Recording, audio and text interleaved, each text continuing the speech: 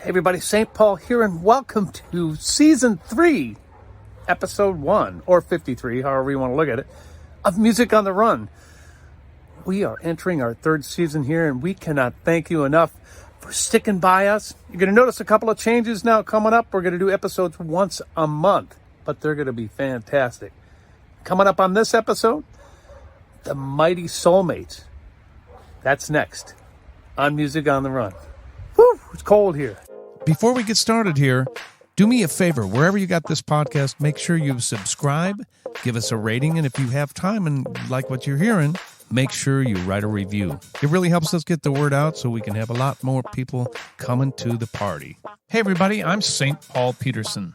Prince gave me that nickname, and I've been lucky enough to tour with people like the Steve Miller Band, Kenny Loggins, Peter Frampton, Donny Osmond, to name a few. And when I'm not playing music, I love to run. And this is a podcast about how we stay healthy on the road, physically, mentally, and with our families. Welcome to Music on the Run.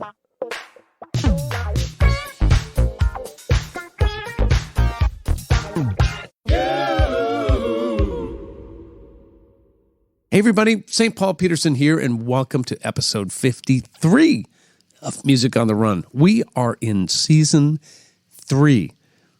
A big thank you to everybody who has been watching and listening for the last 2 years.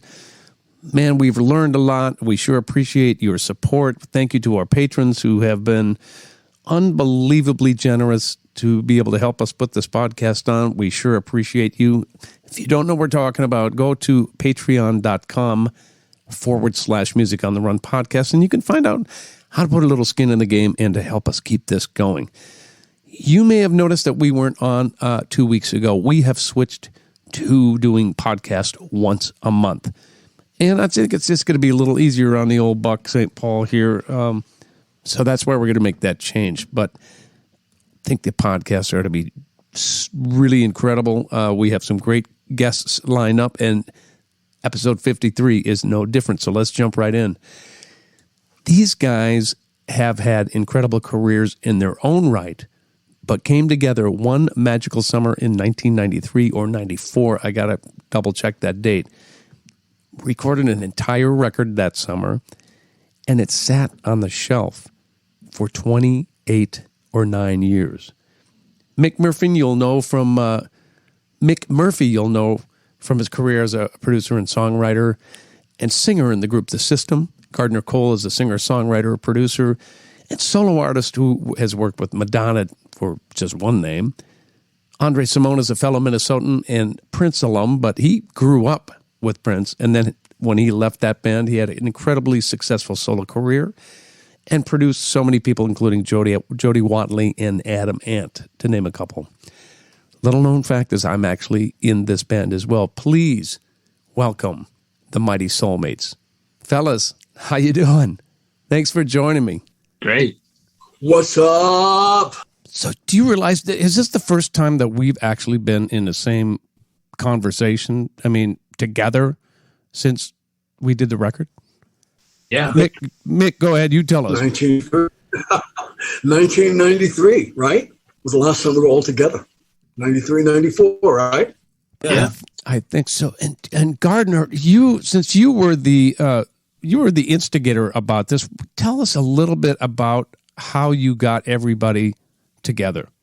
Well, I knew you all individually, and I had just got out of a deal at Warner Brothers, and I was like, man, I don't want to do the solo thing ever again.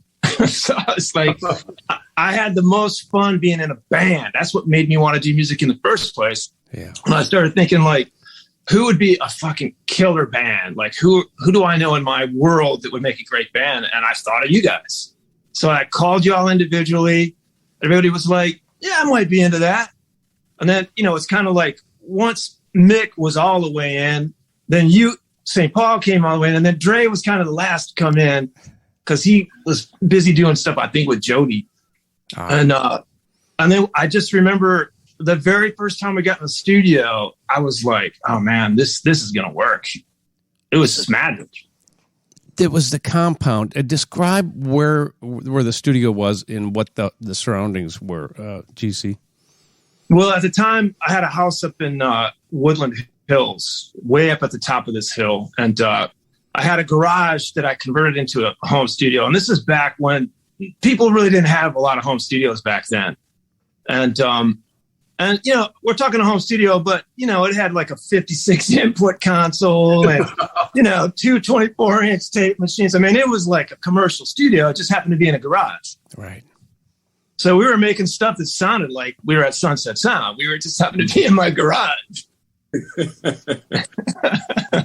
Andre, what do you remember about getting a phone call from Gardner? Well, I mean, me and Gardner were already tight. So yeah. We were already hanging out and kind of doing stuff and working on different things and stuff like that. So, when he brought it up, I just, I thought it was a great idea. I had a relationship with Mick, so we kind of went back. And so, and obviously Gardner and I have been, working on stuff just all throughout. It sounded like a great idea. And but Gardner's right. My life was crazy right then because I was doing Jody's record. I was supposed to be doing a solo album and on delivering. It just was a crazy time. But like Gardner, I always wanted to be in a group. I mean, solo, I can do solo stuff and it's fun. It's great. It's fantastic. But being in a group there's something about that, where, the onus isn't all on you. And it's like, you don't have to do everything. You don't have to feel like it. You can have fun, The camaraderie is amazing. And plus the chemistry that we had when we were working on this was just bananas. So it was crazy. How did you know it was going to work, Gardner? How did you know the person? Because there's a few different personalities, not like a big difference, but there's some big personalities. How did you think how did you know it was going to work? I mean, look, ever since, when I heard, you're the Family record, I was a huge fan of yours right away. I was like, damn, this is the most soulful white boy singer I've heard in my life, right? I mean, your version of Nothing Compares, Sinead's cool, but I'd take yours over that for sure, right? Because you sang it with soul. And I loved the system. I mean, Mick's voice is just epic. And Dre and I had been doing a lot of stuff together. I knew Dre was just a badass. I mean, there's nothing he can't play. He can set up the kit and smoke the drums. He can get on the bass, blow your mind, get on the guitar. It doesn't matter, on the keys. And I just said, all of us are kind of multi-instrumentalist guys. We all kind of do different things. And I thought, let's just see what happens if we all get in there and just kind of, maybe I play keys on something. Maybe Dre plays keys on something. Maybe Paul plays bass. Maybe Dre plays bass. I knew between all of us, we'd have a freaking blast because we all play a lot of instruments. And I knew we could all write. Mick, was there ever a time in the studio where there was any tension or anything over songwriting or over playing or anything like that on the record? You know what? It came so easy. It was like the most egoless situation ever. I mean, sometimes I look back, I can't remember writing the songs. Like I can't remember how they went from little kernels of ideas into becoming these mixed songs. And it's funny, we all have worked together, for quite some time in various avenues. Like, I remember you first coming to New York to work on that Jeff Lorber record. That was like the first time I'd ever met you. And Gardner, I was so green back in those days, man. Oh my God, I'll never forget that. You were so good to me, bro. Yeah. And I think Gardner and we met because you were working on Tony Lamont's record.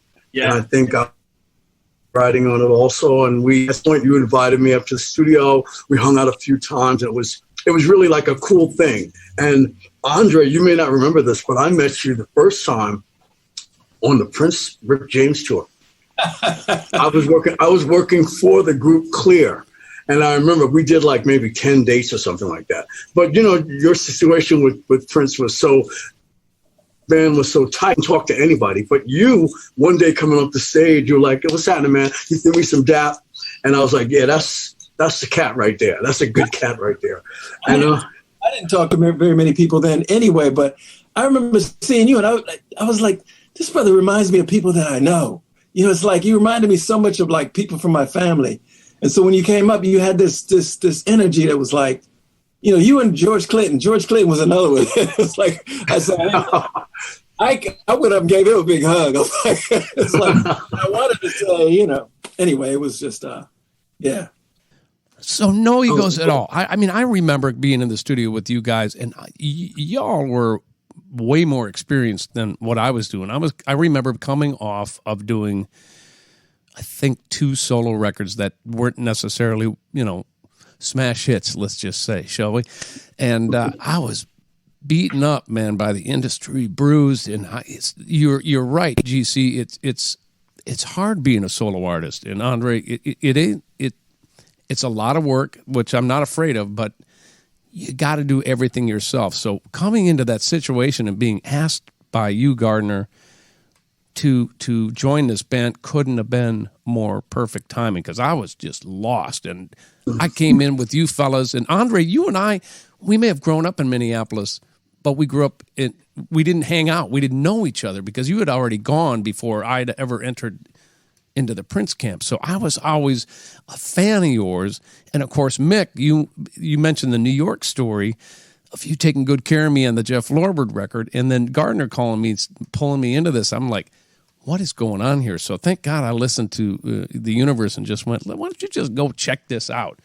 And man, I don't know how it worked, but it worked really well. Gardner, do you remember the summer and trying to get us all into the same place? Because I was living in Minneapolis at the time, and we would come and go. I remember doing that quite a bit. And Mick, weren't you on the East Coast as well? I actually, it's funny because I think we're all at sort of a crossroads in our life. Like our system deal had ended. I was breaking up with my wife, and it seemed like we were all kind of at a crossroads. And this was like a healing summer camp. And Gardner was the head healer, because I remember he put us on vitamins. We were eating vegetarian. Right. Food. It was really like a summer camp with a counselor, and we were making music. A spiritual counselor. Yeah. He had animals running around. Didn't you have stuff? What was that? You had like I don't know if it was a porcupine or something, like an otter or something. Yeah, I had a capybara. That's what. Yeah. And an emu. I had a giant emu. It was like Only you, man. Yeah. It was fun. It was definitely a great escape to get away from all the craziness I was going through. And I needed that then. Sometimes it's true. Sometimes you just need an escape. And I think I'd have to say the same for me. I needed it pretty bad because there was so much stuff going on in my life. I can't even, you would not believe, but it was just, much needed. And I've always thanked Gardner for that. It's and Meg, because, really, one of the things, and this is be a question for Gardner, because I think at some point, I remember Gardner saying, listen, Andre, what do you think about Jada Pinkett being in the band? No. Okay. I didn't even know she had anything to do with music, but Gardner knew more than I did. And so, yeah. And well, you know why? She did a record in that garage studio with Eazy-E. She did a rap record, and he produced it. So I knew she could rap her ass off. And a lot of people never probably heard that stuff, but it was actually really good. Really good. There you go. I had no idea. He also was talking about bringing me in. I was like, yeah, bring her to the studio. Go ahead. What happened to that, Gardner? Yeah. Bringing in who? Sheila E. You were talking about bringing Sheila E. in. Oh, yeah. Yeah, I mean, she was interested at one point. I think a lot of us knew each other through Warner Brothers at that time. And she was kind of in a transition too. And there was a guy named Jess, Sutcliffe, great engineer. Oh, wow, yeah.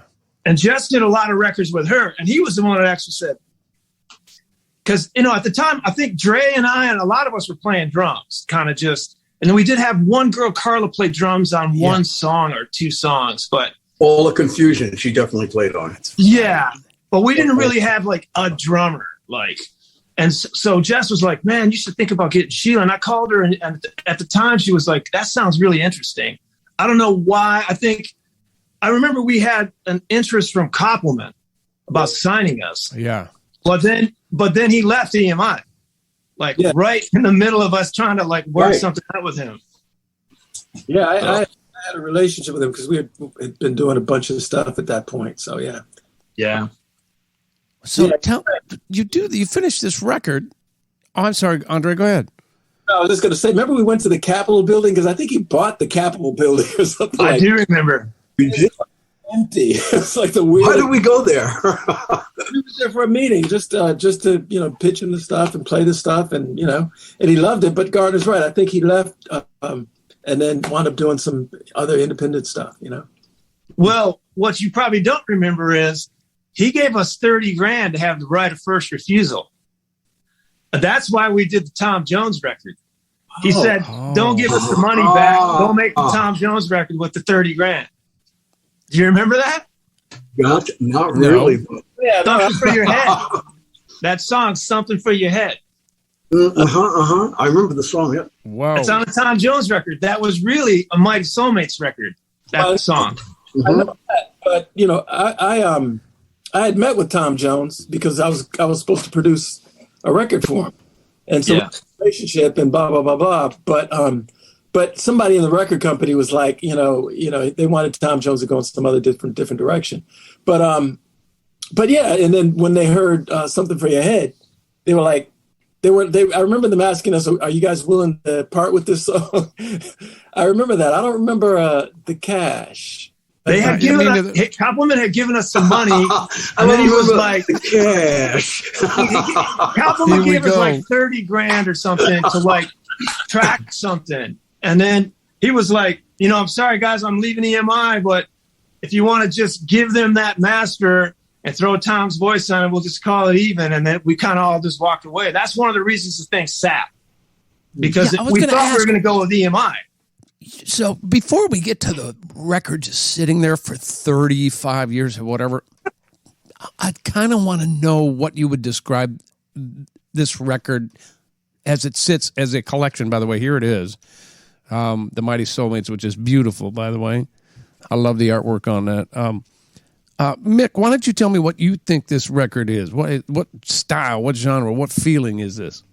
I feel like it's got the roots of like a Memphis soul, but our roots, I think, as writers are in that Motown, Memphis soul, but also we have that 90s funk, of course. I think that's kind of the direction of the group. The thing that impressed me the most when we first started, because I come from, bands were tight and you didn't play in anybody else's band except your band. You'd be a traitor if you played in a different band other than your band. But I just remember when we started recording how tight the vocal harmonies were.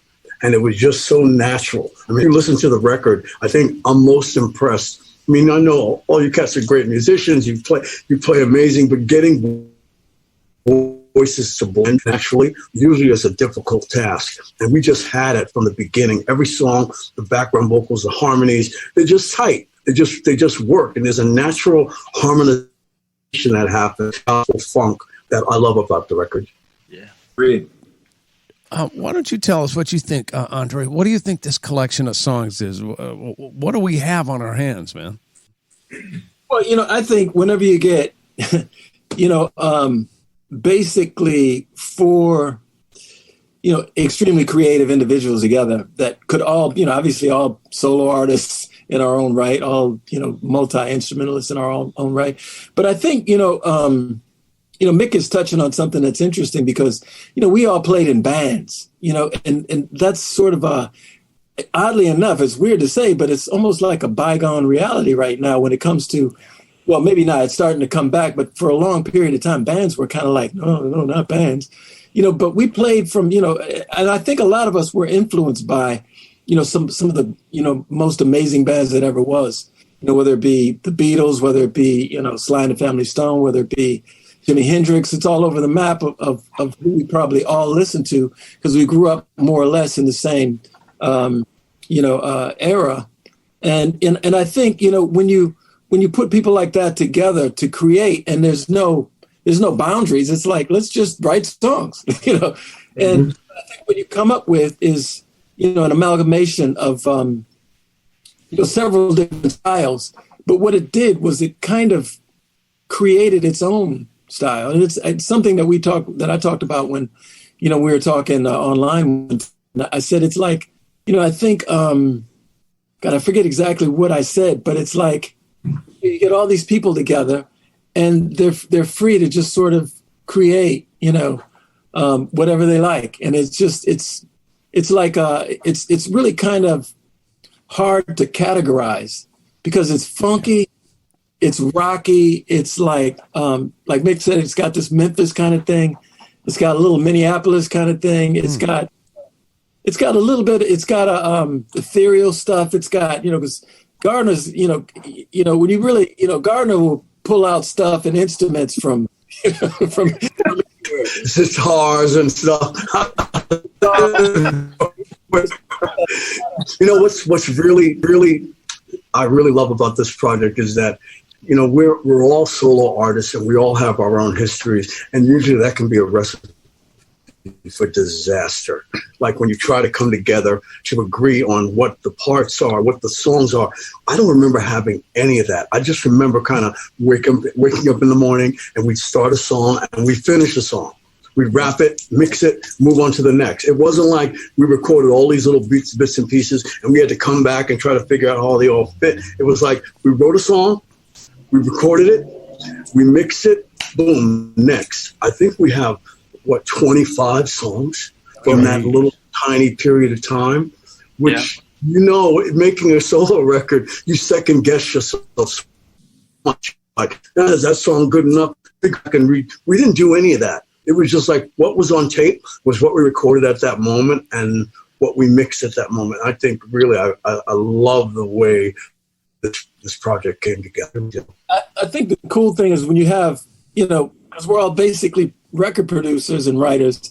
So when, I think to what you were saying is like when you don't have to second guess because you got people right there to say, no, that was good. Yeah. Sometimes when you do stuff, that's, you need that, you need somebody to really be right there. And so when they're right there on the spot, you don't have to second guess yourself because you got backup.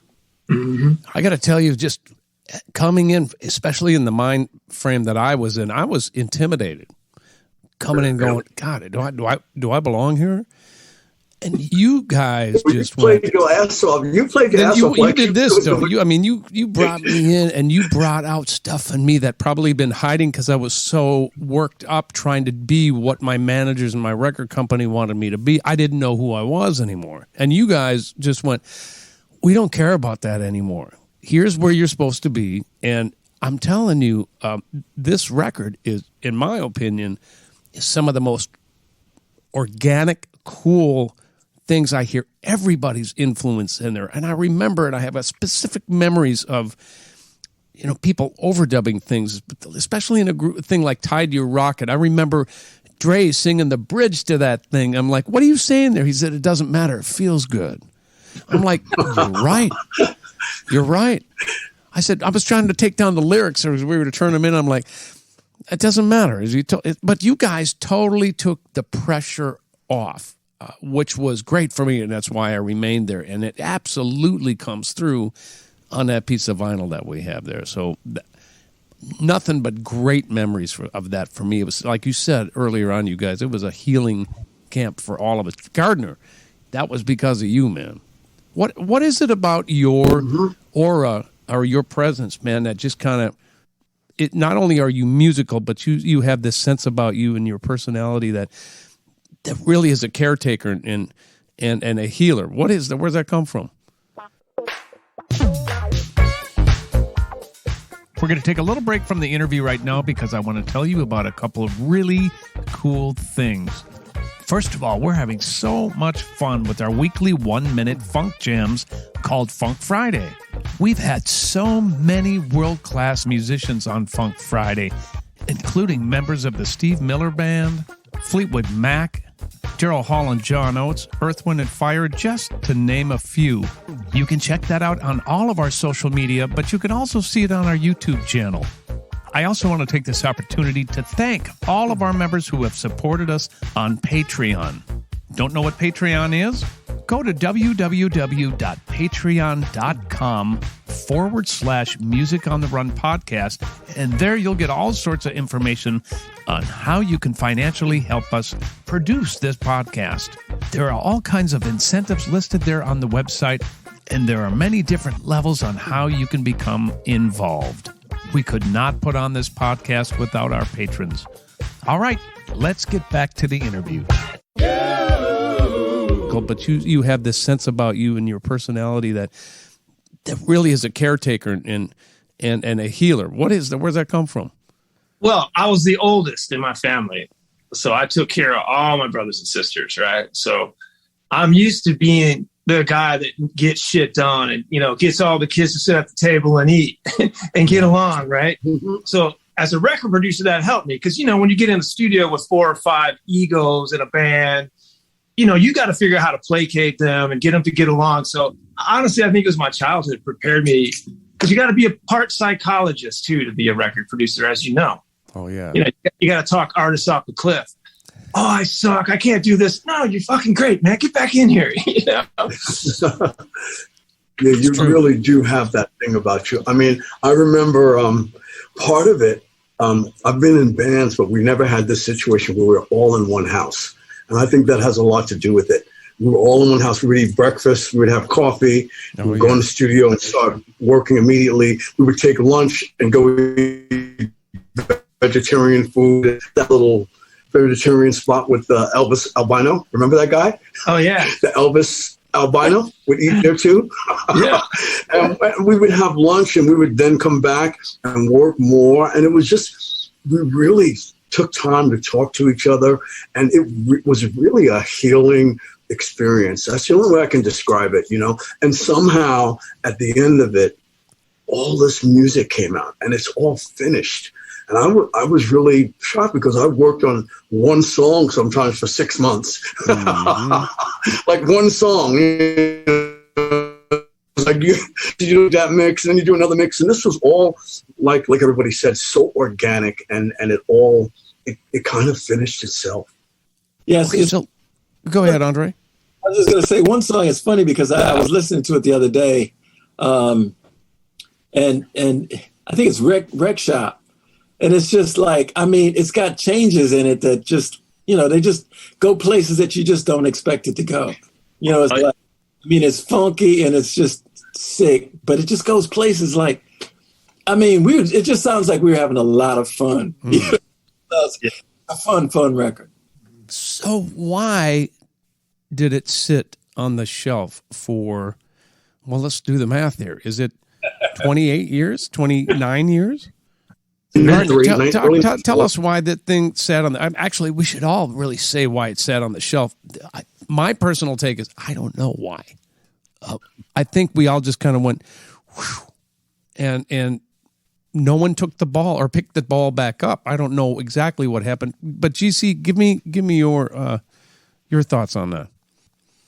Well, part of it, look, is we were all producers and writers, and projects came up for me. I went and started producing records on other people, writing songs for other people, just like Dre, all of us. Well, we all had our own projects that were separate from this, and I think we all just kind of got busy after that summer, and I kept thinking, yeah, we need to get back to this. Maybe next year. And then before you know it, 10 years go by, and then 15 years. And it's, and I found these old DAT tapes.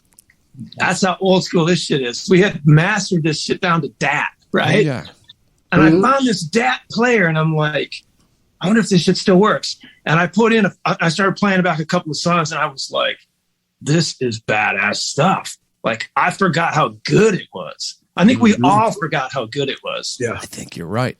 It's up there with the best stuff I've ever done in my life. I'll tell you that. I got to tell you, when I listen back to it, you know how you make an album and you kind of struggle song by song. You may have the beginnings of a couple songs that this is the direction. When I listen to this, I think it's almost kind of the most complete version of what I do with a band. And when I listen to it, I can imagine us playing a four sets and doing these songs. They feel like what you would do as a band at a gig, like we used to do back in the day when we played clubs and we do four sets a night with different people singing, different taking a lead, one person's in the background, one person's singing a lead on this song. And to me, that's my roots. That's what I come from. I absolutely love the record and love what we did together. Well, that would be a blast, playing it live. Can you imagine that? That would be. I would do that in a heartbeat, man. Yeah, count me in. Set up in a club, man. Let's do 4 sets. Well, you see my basement behind me. I don't know if none of you probably have rehearsed here, but this is where we've been rehearsing since 1958. This is Mom and Dad's old basement, so I got the place ready to go. That's crazy. Just don't come now because it's going to be like minus 40 here tomorrow. Bet y'all don't miss that, do you, Andre? Run from minus 40. I run from 20. I run from 30 degrees. I can't take cold anymore. I don't know what happened. I know what happened. I remember you told us, Andre, about how you leave the car running at night when you go. I never shut my car off. And I'd run out to clubs. I'd park it right in front and tell whoever I say, listen, keep my car right here. Let it run. Don't touch it. And then I go in and party, get my groove on, and go back out my little leather coat. And that's how I live in Minnesota. That's it. I went back recently and froze my. Anyway, it's cold. I love it. Don't get me wrong. Yeah, it is Minnesota in January. That's for sure. Mm-hmm. So who picked up the ball and started to roll with this again? Because what we started doing, I mean, I can tell you that you guys had started the email conversation back and forth. Hey, we have an opportunity to do this. Was it you, Mick, who picked the ball back up? It goes back a little further. Actually, Gardner and I, at some point, we had DAS, and like he said, he must have played a DAT and called me. But we all connect from time to time and link up what you're doing, what's happening. We always have that connection. So he listened to it, and I said, "Hey, do you have all the masters?" And I remember you sent me all the waves of all the material so that I would have a copy. And then I listened to it.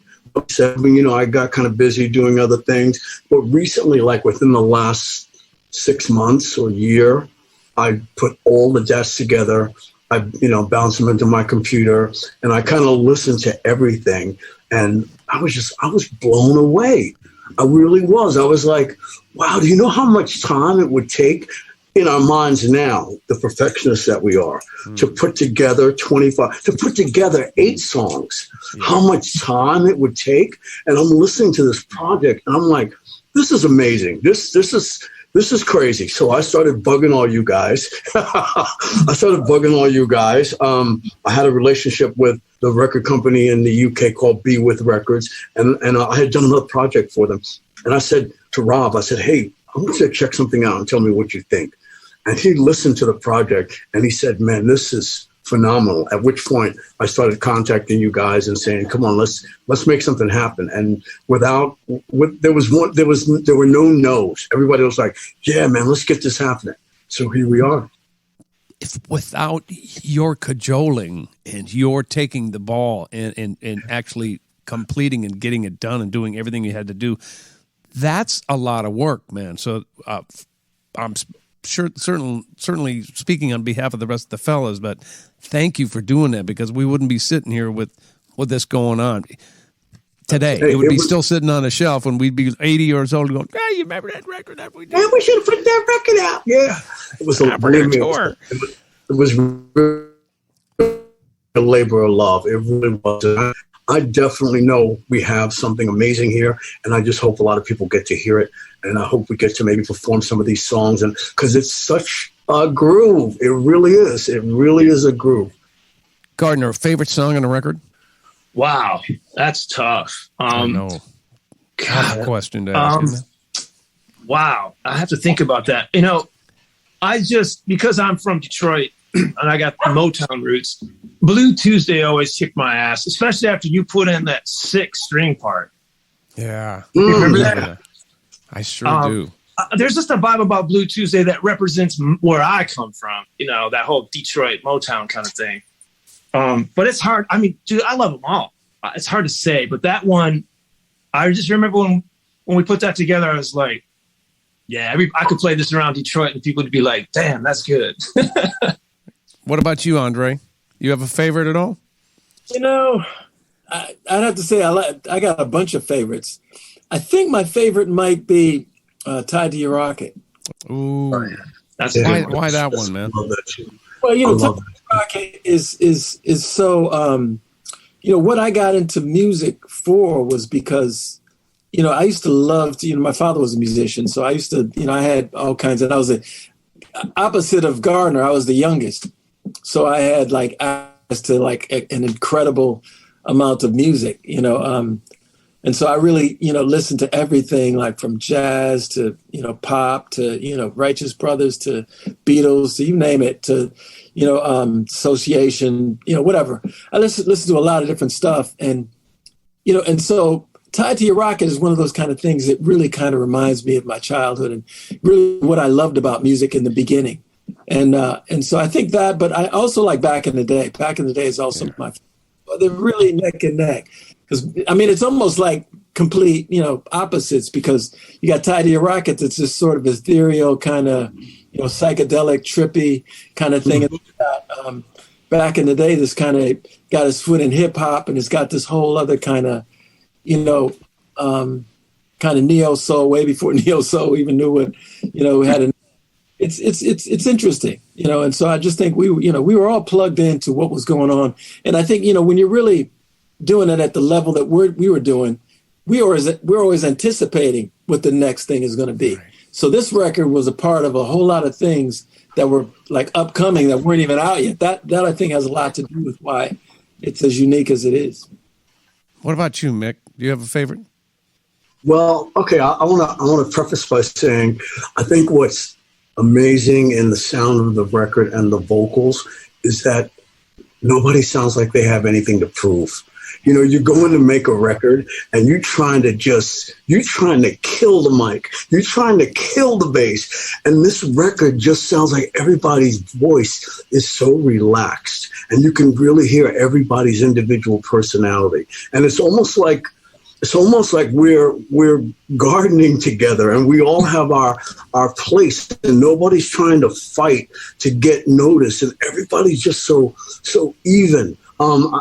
Saying that, I think one of my favorite songs is Gonna Love You Right, because everybody's vocal gets a chance to shine and you can hear, I mean, you know, whenever you're trying to record a vocal, my experience as a producer, you're trying to get the essence of the person. And I really, when I listen to this record, I hear the essence of each one of you. You know, and I listen to Andre on Hollywood. You know, that's Andre through and through. The humor, the lyricism, the attitude. You know what I'm saying? I just hear everybody's personality. And Tied to Your Rocket, Gardner really comes through his ethereal, you know, the lyrics and the presence that he had. And then Paul, you're just, to me, I'm so jealous when I hear you sing sometimes. I'm like, this guy he's killing it. Like, it's just, I can't say enough about how all of our personalities are able to shine without competing. You know, and that's a hard one when, especially to have multi-vocalists and multi-instrumentalists. Really impressed with you guys, man. Hope I can stay in the band.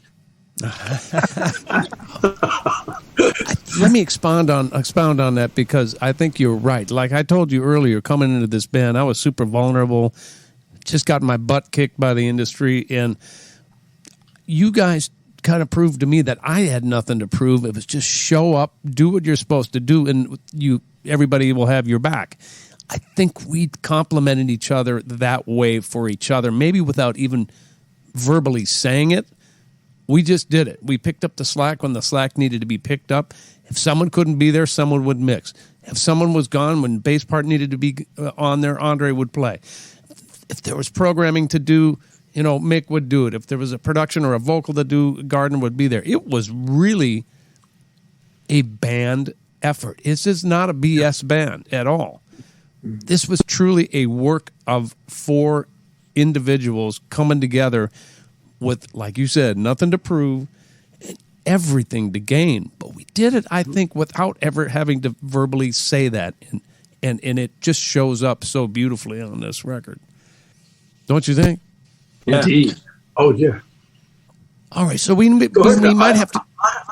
Go ahead. I have a question about. I don't remember all of the mixing. It's like, did we record and you stayed up at night and mixed, and then I don't remember all of that because there were a lot of days when I know we just went in, we had a song idea, we finished it beginning to end, and then the next morning it would be like, hey, we have a song. Let's move on to the next one. Sounds good to me. I remember sitting there with a lot of Chevys on the rocks, man, back when I was drinking, and I would do a lot of late night. Oh, I was full deep in it. Trust me. I'm sure you all remember. Mm-hmm. I would get to my place, and I would sit. I remember doing many mixes late into the night, doing that. And that's the whole thing, is that everybody would pick up the slack where somebody else, where can we help? And it was just a cool, organic way of doing it without making a big deal of it. Yeah, I think. I would be curious too, because I don't remember. I mean, especially at that period of time. I mean, because I know we did some stuff at my studio on Main Street, mm-hmm. But I don't remember mixing. And obviously, we had to mix it, so we must have all just got in there because you guys were there quite a bit. So we were. What was that? The brewery? Yeah. Yep. Brewery building. Yeah. That's right. I remember mixing while we were doing shit. I remember we'd be like, we just get so into a track and we'd lay a bunch of stuff down and we just sit there and mix and we get it close. I remember sleeping on shit coming in the next morning because I got up earlier than all the rest of y'all. That's because I'd go in the morning. Oh, boy. I'd tweak a little bit of shit in the morning and I'd be like, you guys would come in and I'd play it. But we did a bulk of that stuff in the moment, man. We just keep going. Like, we didn't labor over any of it. It was fun. I learned more about a 24-track recorder and everything like that in your garage, my brother, than I could have ever learned anywhere else, because everybody else was like, you can't touch that. That's my thing. You're the artist. But this was like homegrown studio. Yeah, you better go take the reel off and put the next one on. I'm like, what? How do you do that? But by the end of that summer, I was like, yeah, no problem. Yeah. That's just what it was. Yeah. So I thought of one of the reasons why the project ended. We had that huge earthquake. Remember, and the house got wrecked. The chimney fell off, and we were sleeping on your trampoline. I remember. And Nick Gardner was out of there that next week and moved to Arizona. I got out there pretty quick. Did you? Yeah, I did. I'm like, okay, that's it. Well, I got to back up a little bit. So first we have torrential rains come. And they fill my pool with dirt and mud that comes flying down the hill, right? And then a fire comes and gets within 100 yards of my house. And then the earthquake hits. And I'm like, all right, Mother Nature's telling me to get the hell out of here. Locusts were next, by the way. Locusts. Yeah. And that was it. That was it for the next 28 years. Tell me what happened. Give me a synopsis of what you did for the next 28 years, Gardner. And what are you still doing? I've never stopped doing music, but I came out to Arizona and became a businessman and a real estate guy. And now music is even more fun because I don't need to do it for money. Now Amen to that, brother. Send some our way. Yeah. So, yeah, I mean, I could get into boring details, but I kind of just got into properties, bought it at the right time. Mick's done a very similar thing to what I did. He got into real estate too. And, but yeah, I don't want to get to boring details, but I live on a farm with a bunch of animals. I enjoy nature. I got 16 livestock in the middle of Scottsdale. I've got the last farm in the city, basically. And you're a family man too. I am. Yeah. I got a 15-year-old and a 10-year-old. Attaboy. Yeah. I came to the party late, but I'm enjoying it. That's great. What about you, Andre? Tell us what you've been doing and continue to do. God, obviously still making music. Of course. I'm going to stop doing that. I went to school for a while for filmmaking, and studied film directing and producing and all that kind of stuff because I've always wanted to be a filmmaker, and so forward to doing that. I've written, I don't know, maybe something like 17 screenplays, something like that. A buttload of screenplays about a number of different things. And, basically that's it. I'm also, family, Kids love it. That's great. It's it's a beautiful thing. It's like, and again, it's beautiful because you do the things that you love, because I don't need to do it to make money. It's not like I'm like, oh, I gotta hustle this and hustle that, but I've always been like that anyway. Which has always been maybe a little bit of an Achilles heel for me. It's like, I like to do things, I hear you. Money. I like to do things because I want to do it. I love it. And, like this project was something like, when Gardner gave me, the heads up, I was like, oh shit, are you kidding me? That'll be a blast. And it was, and it is, and it's still, it'll always be a blast. And if we come together again and do something again, I think that it'll even be a bigger blast. Yeah. Man, that would be fun. Yeah, it'd be fun. And it'd be just as funky, just as fun, and maybe even more so, because the one thing that people always seem to forget is, we don't have a sell-by date. We are like, we could, I think you get better. You get more wisdom. You get more. You actually know more about what you're playing. It's like it's just a free flow of creativity. I think that you get, when you start to really understand. When you're doing it for a really good, cause, which is basically for the pleasure of creating something. Mick, what about you, man? Fill us in. Well, I've always continued to make music, and like Gardner, I did get into real estate, but music was always my first love. And what I found was that making the music never got hard. What got hard, getting it out, getting it released, and getting it out to the masses. I think part of the downside of the generation we come from with music is that being cool is not self-publicizing.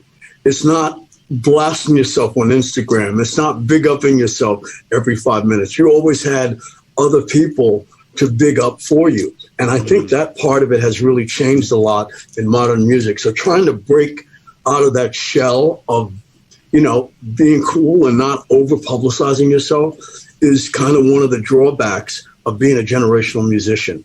I've made a lot of records. We've continued to write songs and make things. But like I said, the real difficult part is finding a forum to get it released and get it out to the masses.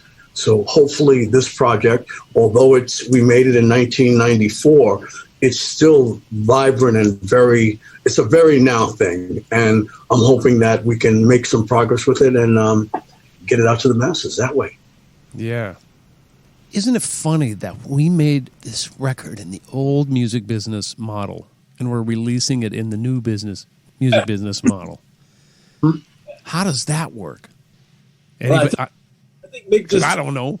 Guess we'll find out, won't we?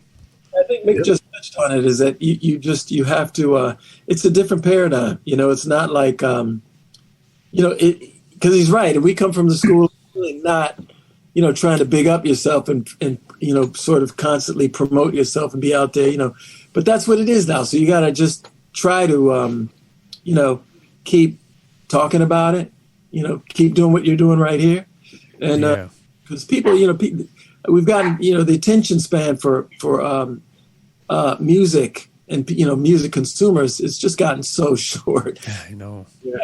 Hey, Paul, I wanted to really congratulate you because I see you've found your niche and you've, you really do very well with all your platforms with pushing it and getting things out there and constantly gigging and, your springboard of having that beautiful family of yours. And, I really applaud you. You always bring a smile on my face, man, because you're so genuinely musical and so genuine with the way you put out your music and keep putting out things. Thank you, brother. That's it right there. I've won the lotto by you saying that. Are you kidding me? That is why we make music, for that right there, because this series that I've been doing called Funk Friday, I'm on my 96th one at the time of this taping of this, is simply just to put, number one, connect people, number two, to put music together with people who are unlikely partners, not unlike what this band was, and number three, there's no money to be gained or lost. It's just about the hang. It's about the musicality, and it's about bringing some light to what can be a dark world. And that's all that is, man. And that makes me happy, and that makes me feel like I'm doing what I'm put on this planet to do. So thank you for saying that, man. I appreciate that. Yeah, man, you're doing it, brother. Final thoughts on the mighty Soulmates, Gardner Cole. Give us your final thoughts. I think I'm super excited about the idea of us doing this again. I think the whole reason that this is happening, the universe is saying, y'all need to do this again. So I'll tell you right now, I'm down to do what we did last time. I got a big ass house, a nice studio. I'm down to put everybody up and do it one more time. Even if we do a little EP and do 4 or 5 songs. Ooh. Well, we can do 24.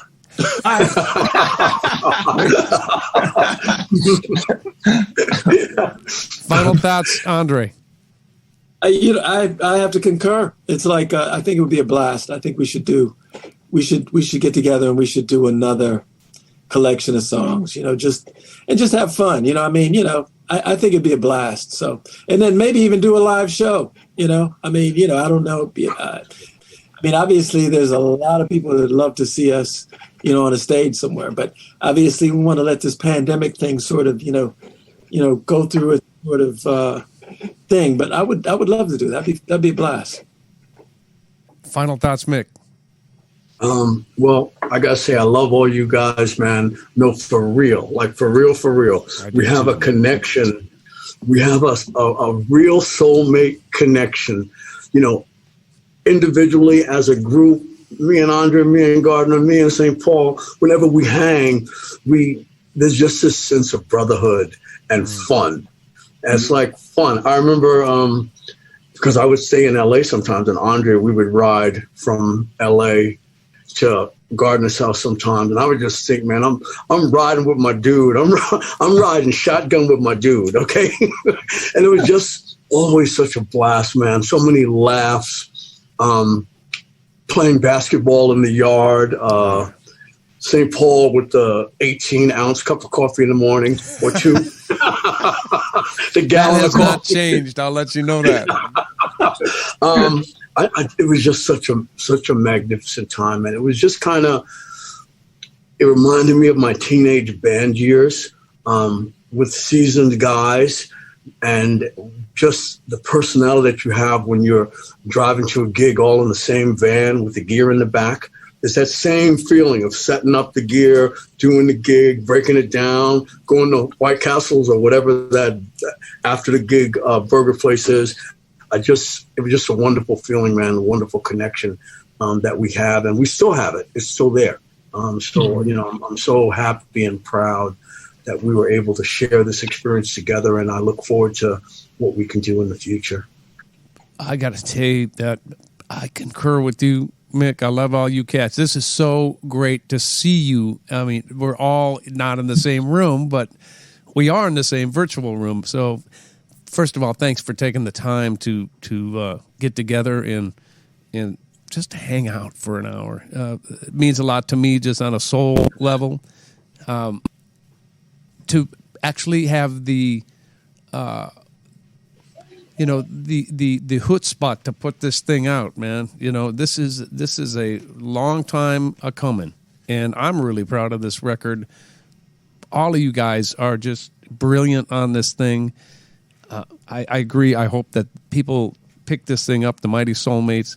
Listen to what we did in 1993 at our Gardner Cole summer camp, because you'll see a lot of insight into who we are as solo artists, who we are as family men, who we are as musicians, who we are as producers, singers.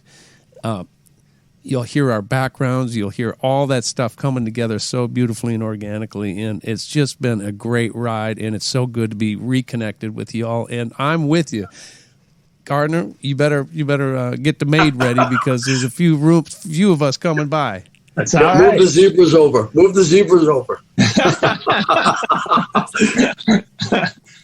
Well, that's it. I love you all like brothers, man, and you're welcome anytime. Just let me know, and we'll do it. All right. Well, that'll do it for episode 53 of Music on the Run, the first episode of season 3. Big thank you to the Mighty Soulmates for coming and hanging with me for the last hour. Good luck on the record, fellas. We'll see you in a month. Peace out. Music on the Run was hosted by yours truly, St. Paul Peterson. Edited and produced by my buddy Davide Raso. Social media by Mary Beth Stevens. And a very special thanks to the people who financially support this podcast. And remember, it's never too late